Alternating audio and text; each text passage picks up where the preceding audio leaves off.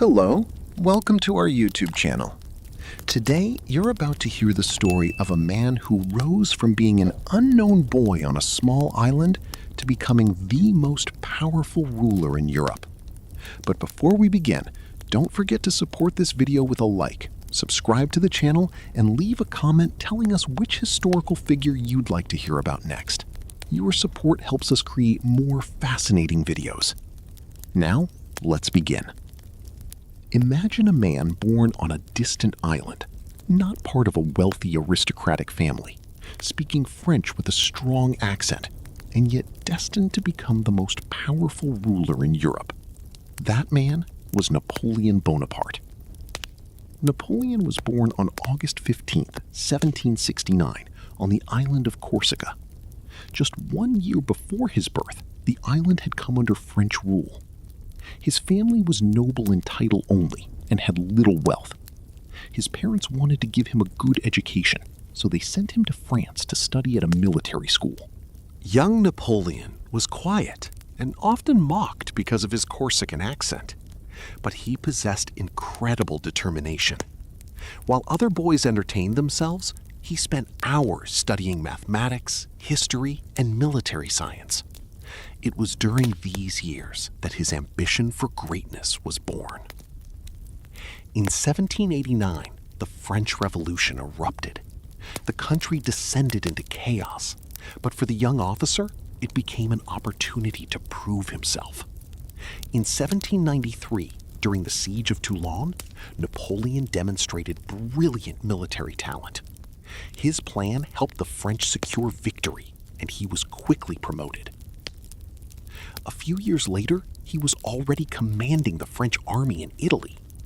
That was where his rapid rise to fame truly began. The Italian campaign turned Napoleon into a national hero in France.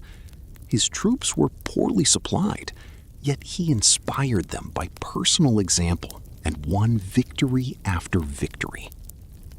In 1798, Napoleon sailed to Egypt. He hoped to weaken British influence and expand French power. Although the campaign did not achieve all its goals, it greatly increased the young general's fame. When he returned to France, he found the country exhausted by political instability. In 1799, Napoleon carried out a coup d'etat and became first consul of France.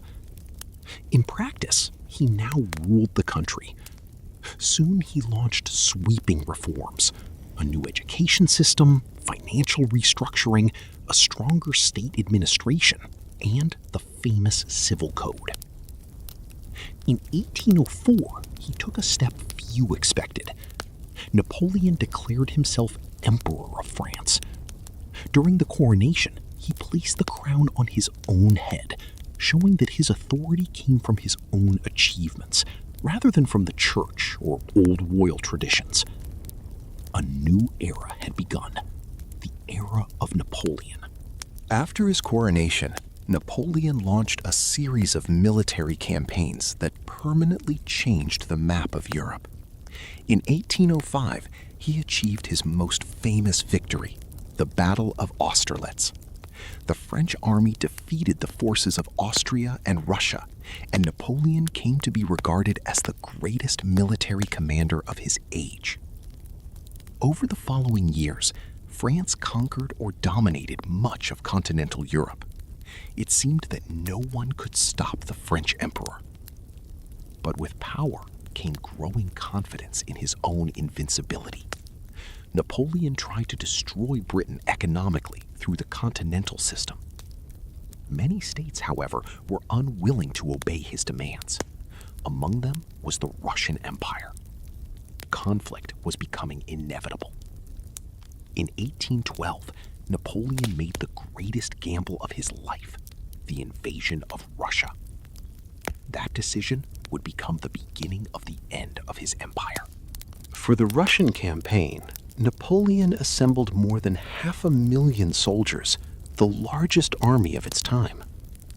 At first, the French forces advanced successfully. The Russian army retreated, destroying supplies and leaving scorched earth behind. After the bloody Battle of Borodino, Napoleon entered Moscow, but the city was almost empty. Soon, massive fires broke out. Napoleon waited for the Russian emperor to surrender, but that surrender never came. Meanwhile, the harsh winter was approaching. The retreat of the French army became a disaster. Frost, hunger, disease, and constant attacks destroyed the troops. Of the enormous army that had entered Russia, only a small fraction returned home. After this defeat, the European powers united against France. In 1814, Napoleon abdicated and was exiled to the island of Elba. It seemed his story was over forever.